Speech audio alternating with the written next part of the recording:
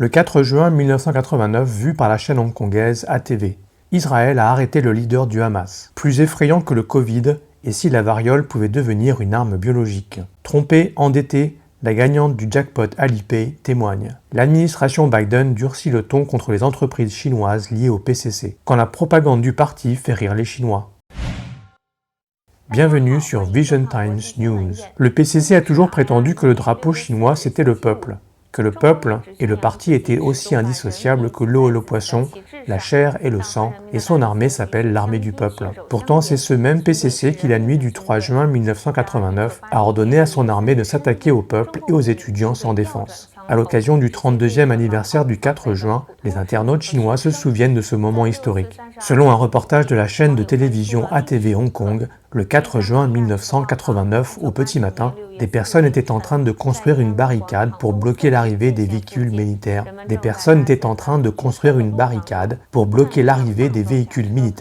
À l'est de la place Tiananmen, lorsqu'un grand véhicule blindé a soudainement dévalé la rue Chang'an, malgré les jets de pierre de certaines personnes courageuses. Selon le reportage, 2 troupes sont entrées sur la place Tiananmen dans un calme relatif, probablement dans l'intention de ne pas trop exciter la foule. Mais une 3e troupe, entièrement armée, était déjà en position de tir pour couvrir celle qui s'approchait. Le journaliste a entendu des dizaines de coups de feu, avec 3, 4, 6 ou 7 personnes abattues à chaque fois que la foule se dispersait. Depuis cet événement, tous les 4 juin, le Parti communiste chinois est en alerte et cherche à empêcher les Chinois d'organiser toute activité commémorative. Même les veillées à la bougie, organisées à Hong Kong et Macao, qui ont existé pendant 31 ans, sont actuellement interdites par la police, qui les qualifie d'incitation à la subversion. Le gouvernement de Hong Kong a utilisé le prétexte de la pandémie pour interdire la veillée de cette année. Un certain nombre de médias pro-communistes ont rapporté que la police de Hong Kong avait mobilisé 7000 hommes et que certaines parties du parc Victoria pourraient être fermées. Toute personne portant une chemise ou un pantalon noir dans les environs du parc, un signe de deuil, ou qui allumerait des bougies ou déclamerait des slogans, pourrait être arrêtée. L'armée israélienne a annoncé le mercredi 2 juin que le Tchèque Jamel Al-Tawil, le principal dirigeant du Hamas, considéré comme une organisation terroriste par les États-Unis, l'Europe et Israël, a été arrêté dans la ville de Ramallah en Cisjordanie.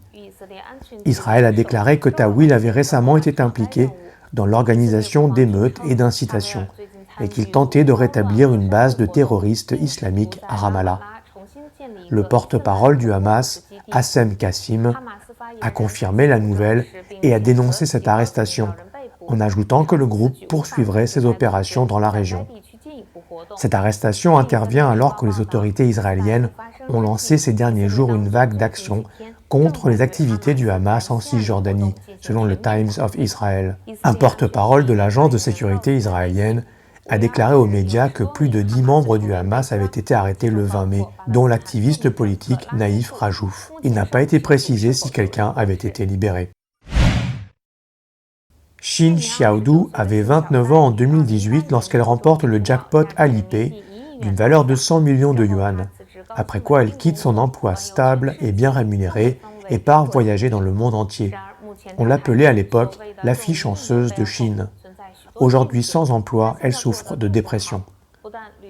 Les médias chinois rapportent que le 1er juin, Shin Xiaodu, longtemps absente des réseaux sociaux, avait posté une vidéo sur TikTok, dans laquelle elle explique que les récompenses ont l'air bonnes, mais que la plupart du temps ce ne sont que des coupons à consommation unique.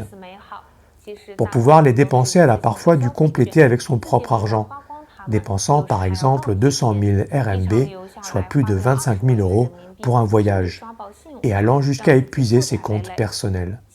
Par exemple, quand elle s'est rendue aux États-Unis pour devenir pilote, la bourse ne couvrait qu'un cours de 3 mois. Le reste, elle devait le payer, en plus de la nourriture, les vêtements, le logement et le transport. Non seulement ses comptes sont actuellement dans le rouge, mais en plus elle est physiquement au bout du rouleau. Certes, elle a voyagé dans de nombreux endroits du monde, mais elle ne peut y rester que quelques jours à chaque fois.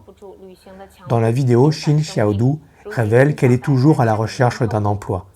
Ses différents entretiens se sont soldés par des échecs. Elle s'est rendue compte qu'elle ne possédait plus les compétences nécessaires.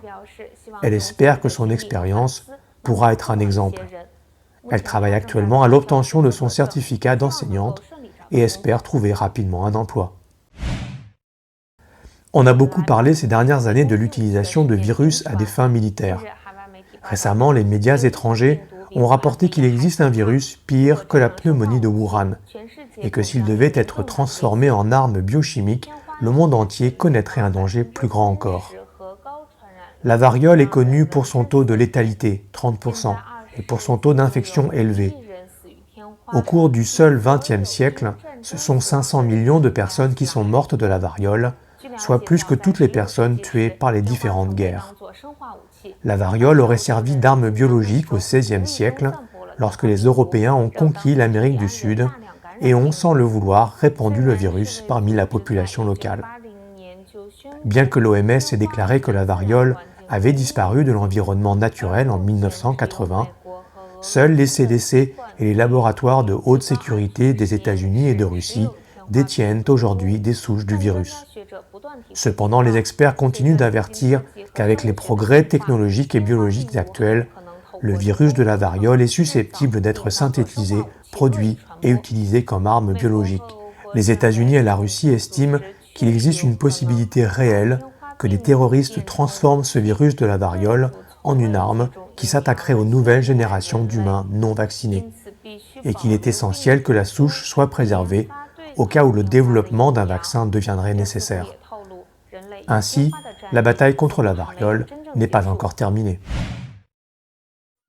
Les moyens de propagande du PCC deviennent souvent le sujet d'échanges, voire de moqueries sur le net chinois. Ainsi, le clip d'une émission promouvant le 13e plan quinquennal de Pékin, diffusé par les médias officiels du Parti communiste il y a 5 ans, est soudainement devenu viral sur les plateformes de médias sociaux à l'étranger. La vidéo a été postée par un internaute qui s'amuse que Pékin est bluffé à ce point. Dans le clip, l'animatrice présente avec beaucoup d'enthousiasme une vie high-tech digne d'un film de science-fiction. Par exemple, lorsque vous ouvrez les yeux le matin, les appareils de votre cuisine ont été préprogrammés pour faire automatiquement le petit déjeuner. L'animatrice interpelle les téléspectateurs. Cette vie magique peut-elle vraiment exister? Mais oui, c'est même certain. Cette conclusion s'appuie sur les initiatives stratégiques du gouvernement de Pékin qui voulait qu'en 5 ans, les technologies de traitement de l'information telles que le big data, l'Internet des objets ou le cloud soient appliquées à l'ensemble de nos vies. La vidéo a suscité les railleries de nombreux internautes chinois.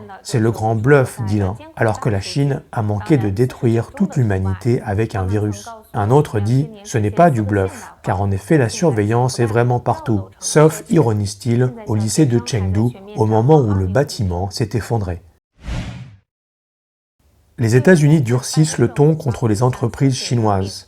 Le 3 juin, l'administration Biden a publié un nouveau décret interdisant aux administrations et entreprises américaines l'achat ou la vente de titres de 59 sociétés chinoises, car celles-ci travaillent dans les secteurs de la défense et de la surveillance du régime chinois. Jeudi, Biden a signé le décret visant à répondre aux menaces d'investissement dans les titres de certaines sociétés de la République populaire de Chine. Ces mesures supplémentaires, dit-il, sont nécessaires pour faire face à l'urgence nationale promulguée par Trump dans son décret du 12 novembre 2020, notamment la menace que pose le complexe militaro-industriel du Parti communiste chinois, ainsi que ses programmes de recherche dans les domaines de l'armée, du renseignement et de la sécurité. Le nouveau décret apporte également des modifications par rapport au décret précédent, afin de pérenniser la situation et interdire tout investissement dans des entreprises chinoises de défense et de technologie de la surveillance. La nouvelle ordonnance, selon Biden,